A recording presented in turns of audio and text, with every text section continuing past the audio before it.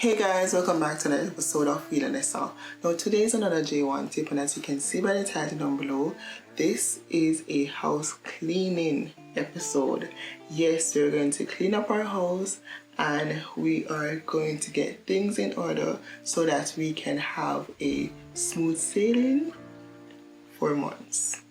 Now, for all those who have went to the embassy and got through, congratulations. If you have not gone to the embassy and you want some guidance, please go and check this video out.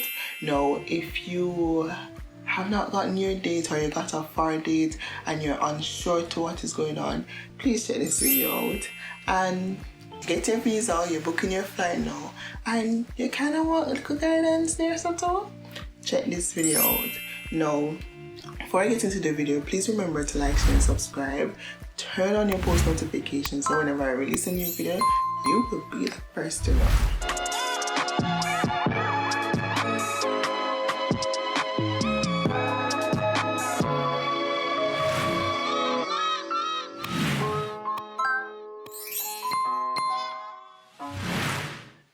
Okay guys, as I said, we're doing some house cleaning. We're going to do all the things that we need to do as soon as we touch United States of America. Now, there are some stuff that I'm going to recommend you that you do before you get busy in your job so that you can, enjoy your stay. You don't have to be all over the place, and your employer normally see to it that you get most of this stuff done.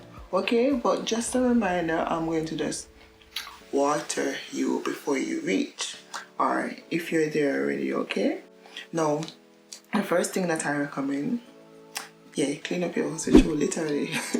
Number one, clean up your house. Now, we as Jamaican are used to certain things a certain way, and not even if we're used to certain things a certain way, even if the place looks clean and spick and span, just refresh the place, make it home and make it you, because remember, you're going to be there for 4 months and you want to ensure that you are well comfortable, and most of you are sharing room with 3 other persons, so that's 4 persons in the room, and that may be new to you. So try to make your space as comfortable as possible, whether it is to change your sheet, get a new sheet or so forth. And I understand that you are not working and you may not have the money just yet, but you can just get a little Lysol, clean up the place and freshen up the bed and all them someday, you understand? So my second tip. So remember, you just reached United States, and some of you may have few days to spare before you actually start working. While I understand that some of you may dive into work as soon as you reach, and you may not have the amount of time that you think you may have to, take care of other stuff. But if I should be honest, I would say that that's good enough amount of time for you to do some sightseeing, go up and down, try to know the community, be involved, get involved, because as soon as you get your second job, you're not going to have no time to do anything. And if you're like me that really want to maximize on the amount of money that we make, if we get overtime, we're going to take it. If we get second job and the second job want more of our time, we're going to give them more of our time. So maximize on your free time and enjoy yourself. So as soon as you reach there, if it's even to walk around, sightseeing, just have a little enjoyment, because that may be the only enjoyment you have for the summer, right? Until it's about September, and you're going to leave and probably visit a family member, but enjoy where you're at now. When I went to Wisconsin the first time, I was so focused on money, right, that I didn't fully enjoy it myself. I went to the part that I work at, which is free, right? That's the only place that I went, and they gave us an entertainment card. And if you know Wisconsin is like an amusement park itself. It have a lot of places to visit, and I didn't take advantage of that entertainment card. There were a lot of restaurant that I could visit and get 50% off. There was a lot of store that I could shop and get couple percentage off, but I didn't use it because I was so focused on making money. Once I started working that second job, I had no time, and even though I took Wednesday off of both jobs, that day was just for cooking, my lunch for the week, washing, and just relaxing. Right? So as soon as you reach in America and you have a little free time, which you're going to have free time because you have not yet gotten your second job, so even if you start working in the morning, take the evening and go enjoy the place. Okay? The third thing that I recommend is that to start seeking your second job.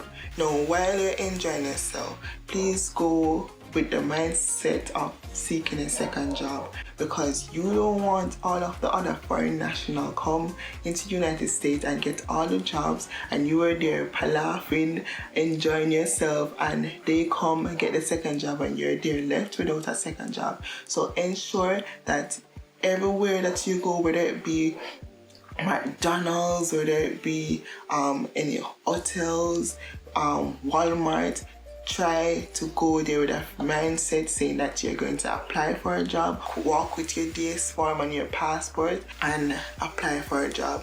And you may be saying that, but I don't have no social security number, I don't have no bank account. They know this, right? So they are well prepared that a lot of you is going to go there and say that, hey, I don't have all of these stuff. What you can tell them is that you're going to apply for it, or you have applied for it, and you give it to them at a later date, and they'll understand, they'll not turn you down. Just apply, and you can pick, choose and refuse which job you want. My next video after this is going to be seeking a second job, and I'm going to tell you the best jobs to take so that you can maximize on working from May until September.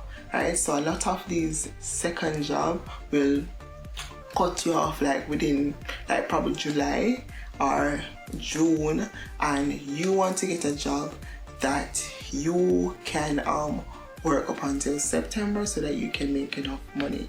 So stay tuned for my other video that's coming after this, and I'll walk you through the process of getting a second job. So the next point is that get your social security number.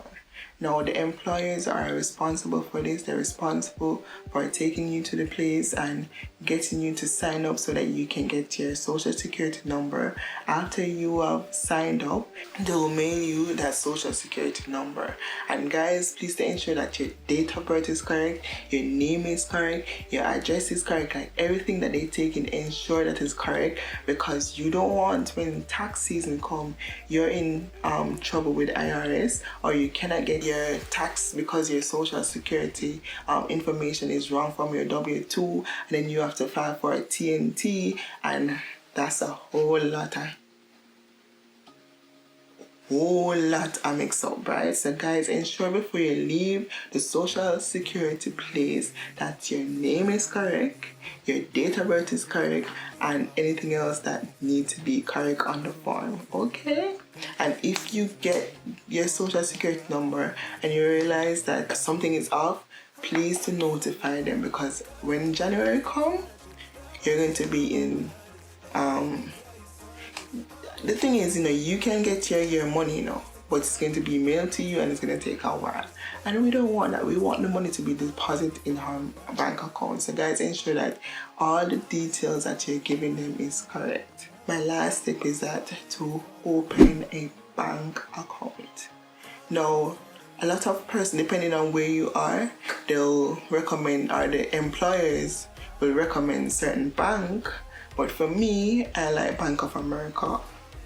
And for many reasons, it's just more popular, and it doesn't come with a lot of problems like the other banks come with, because my first year I had BMO, and they're just so easy to close the bank on you. You will have money in there, and because it's not active, it closes on you, or you're below the minimum wage, and it's just a lot. So I stick to Bank of America. But the thing with Bank of America, once you stop getting direct deposit in it, they start to charge your account. So you have to be mindful of that. I don't mind because money normally just come to the account, right? So I barely paid what, $25 something, I don't even remember, but that's the bank that I use. And after a while, for all those persons who went on the J1 program and they're introduced to a specific bank, they end up, change over to Bank of America. So if you can get Bank of America, do that. Wells Fargo, any other bank, just go out and get yourself a bank account, because you're going to need it to get your direct deposit. Plus, it's more handy to use, and when you're leaving the state, please ensure that you leave money on it so that you keep open and active, so that when you're filing for tax come January, you can get your money. A lot of persons withdraw all their money from the card and bring it to Jamaica. I leave the money on the card because it just doesn't change the price of rice, right? So I leave my money on the card. I don't do what everybody else is doing, draw off every month, leave it there. So guys, these are my few tips, and I hope you have learned something, and I hope you made the right choices and the right decision, and I hope you go out and you work and you have a great time. And as I said, my next video is going to be about second job and maximizing on your time and enjoying your stay there. So thank you guys for watching. If you have not subscribed yet, we are upon it's free. Just hit the subscribe button now. If may I help you, just help me out and hit the button now, please. That's all I ask. And then thumbs up the video, okay? Bye.